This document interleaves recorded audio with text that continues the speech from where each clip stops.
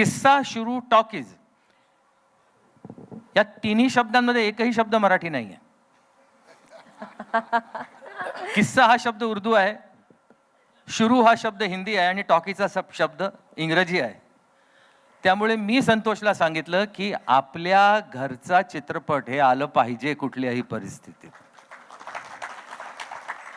आणि त्यांनी माझं बोलणं ऐकलं शेलार साहेब आणि त्यांनी हे पाऊल उचललेलं आहे. संतोष हा माझा खूप जुना साथी आहे. त्याच्या करिअरची त्यांनी सुरुवात नवरा माझा नवसाचा वनच्या एडिटिंगनी केली होती. एडिटिंगच्या टीममध्ये तो सामील होता. तेव्हापासूनची आमची साथ आहे आणि ही साथ अजून अशीच पुढे जाणार आहे. माझ्या शुभेच्छा, शुभाशीर्वाद तुझ्याबरोबर आणि तुझ्या टीमबरोबर आहेत.